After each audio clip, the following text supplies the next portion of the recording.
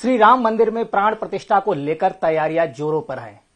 भारत में इसका उत्सव तो होगा ही, पूरा देश राममय होगा, लेकिन विश्व स्तर पर भी इस उत्सव का विराट संदेश देने का प्लान है। इस पर बात करने के लिए हमारे साथ मौजूद हैं विश्व हिंदू परिषद के अंतर्राष्ट्रीय कार्याध्यक्ष आलोक कुमार जी। आलोक जी, 22 तारीख नजदीक आ रही है, प्रभु श्री राम अपने भव्य धाम में विराजेंगे, क्या तैयारियां हैं वीएचपी की ओर से? बहुत आनंद के दिन आ रहे हैं। अब 17 जनवरी को भगवान रथारूढ़ होंगे, नगर की परिक्रमा करके मंदिर में पहुंचेंगे।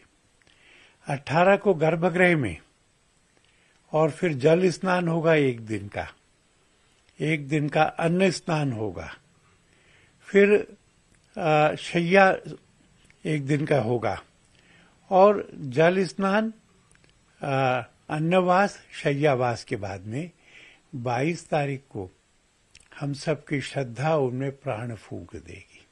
लेकिन जो वीएचपी तैयारी कर रहे, देख रहे हैं अभी से ही आपके वाहन निकल रहे हैं अक्षत लेकर, ये कब तक लोगों के घरों में पहुंचेंगे और ये पूरा प्लान क्या है? मैं बता रहा हूं आपको।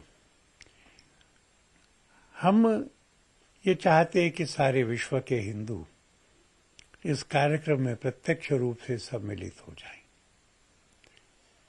और इसके लिए हम राम जन्मभूमि में पूजन करके पीले चावल लेकर आए, उसका पाउच बनाएंगे, और राम जी का एक चित्र है, उनके मंदिर भी है, वहां लेकर के पूरे विश्व में प्रत्येक हिंदू के घर जाने का प्रयत्न करेंगे।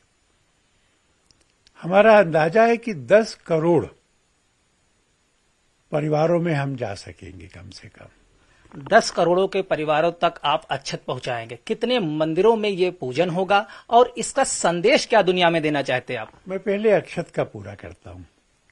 10 करोड़ परिवारों में, और उनसे कहेंगे कि भाई राम जी आ रहे हैं ना, तो अपने घर से मत देखना, मंदिर में देखना, गोदी के बच्चे से लेकर के व्हील चेयर के बुजुर्ग तक, और वहां सामूहिक रूप से देखना,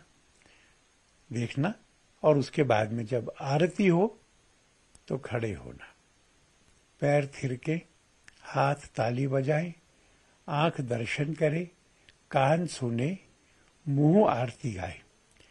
तो पूरे विश्व में 5 लाख से अधिक हिंदू समाज के लोग, 5 लाख से अधिक मंदिरों में 8 करोड़ से अधिक हिंदू समाज के लोग जब एक समय एक साथ खड़े होंगे, तो यह सामूहिक दृश्य विश्व को सूचना देगा कि हां, वास्तव में हिंदू जाग गया है, और यह शताब्दी हिंदुओं की शताब्दी है। हम विश्वास कर रहे कि दिल्ली में हमने पहले 1500 मंदिरों की घोषणा की थी, आज की स्थिति है कि 4000 से ज्यादा मंदिर।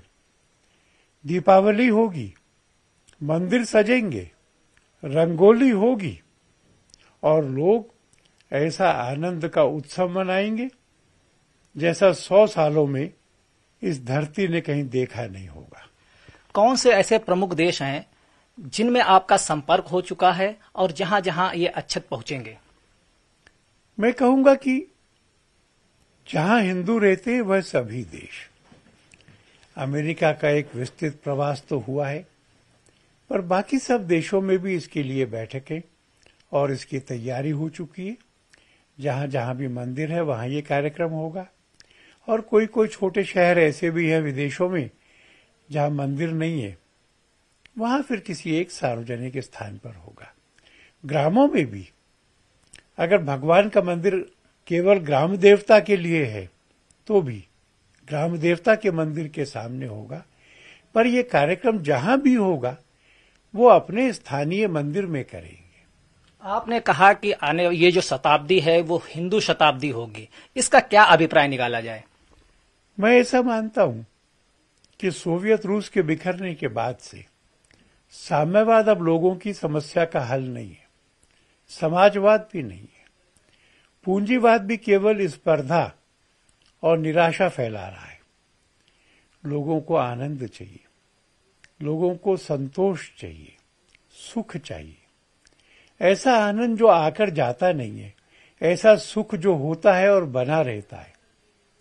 इसके लिए हिंदू जीवन के संस्कार तो राम जी के मंदिर के बाद राम जी हिंदू के हृदय में विराजे, अपना सबका जीवन मर्यादा रूप हो और अपनी आवश्यकताओं की पूर्ति करते हुए, शिक्षित रोजगार युक्त होते हुए सब लोग सुखी हों, तब भारत माता विश्वगुरु होगी और विश्व हिंदुत्व के सिद्धांतों पर चल करके सुख और शांति यह प्राप्त कर सकेगा। जैसा आपने कहा कि हिंदू अब जागृत हो रहा है, लेकिन अब इसके विरोध में भी स्वर उठने लगे हैं।